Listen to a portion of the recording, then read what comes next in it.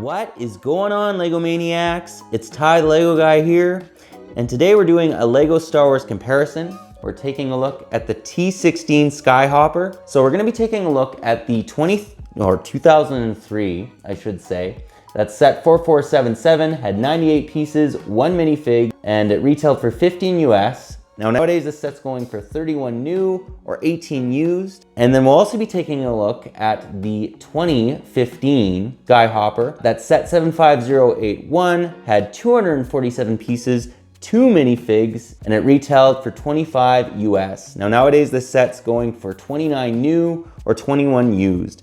Anyways, this is sort of an obscure model, but they have made 2 of them and I thought it would make for a good comparison. But anyways, enough talk, let's get right into it.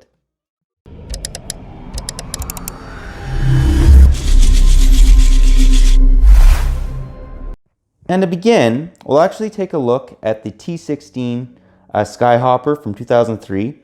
So I'll give you guys a 360 view of this guy. Nice looking, simple, design. This was the first time they ever made a T-16, and I think they actually did a good job. What's cool about this is there's no stickers, so literally this is all printed pieces. So I did really appreciate that. It's a decent looking model. What's cool about it too is it opens up. It reveals right in there. I'll just show you guys.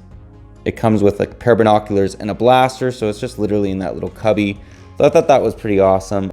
The other thing that's cool about it too, he fits in there nice and snug. A little bit too snug, but he actually has a cool looking little control panel in there, which is a custom piece. I don't recall ever seeing that piece in any other set as well. Anyways, that's the 2003. Let's now take a look at the 2015. And here she is. So just begin by giving you guys a 360 view of this one as well. As you can see, a lot more detail. The only negative with this is these are all stickers. So stickers on the window, stickers on the side paneling, stickers on the wing. They're all stickers. However, look how good this looks. I love the fact it has this window too. It just I like it when ships have windows. And yeah, I think that it's appropriate. I think that, from the movie clips and whatnot, it definitely did have windows, and I think it does add a little bit more detail. Cool thing about this though is when you open it up, it actually comes right out and really gives you access to it. The other thing, we're actually going to take the fig out so I can show off this control panel a little bit easier, but he does fit in there. He has a fair amount of space, and this is the control panel I was going to show you guys. Now that is basically a custom printing for this, which is pretty nice. Hopefully you guys can kind of see it. And it is a sticker, however. So you know what? Not the best, but not the worst. I prefer having a custom sticker for the control panel than having nothing at all like some sets, which I absolutely hate. The other thing too is they kind of kept with that idea that he has like a little hidden blaster in this canister. So they kind of, they kept to the idea that it has a little cubby in there, which I do appreciate. And they also used a lot of Technic in the center here, which you're really not gonna get this model done as well without Technic. I'm not a big Technic fan, but I do understand when it's necessary in a build. Anyways, that's the model itself. I want to center on these dragons. They're just awesome looking. Nothing too crazy about the engine though. But yeah, those are the models. Let's now take a look at the minifigs.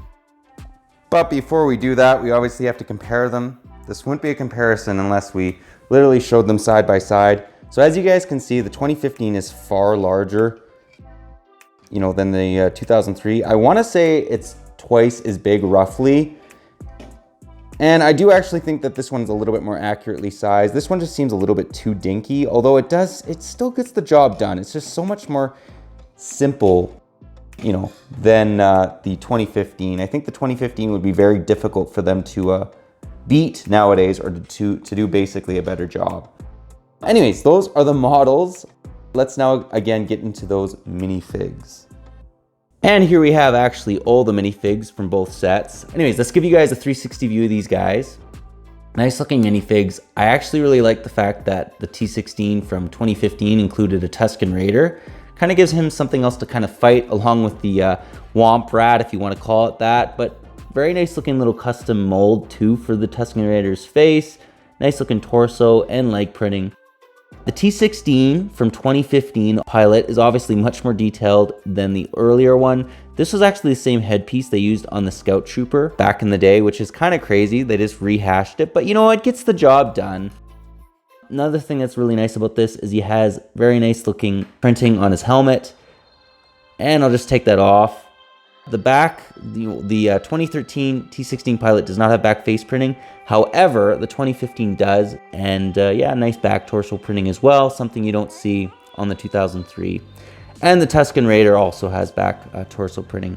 And there it is again with the windshield. I do prefer him having the shield versus displaying it the other way without it. But you know, it's nice for playability. Maybe he goes and gets a drink at the cantina and you can make it more realistic. Anyways, those are the minifigs. Let's now get into the end of the review and get my final thoughts.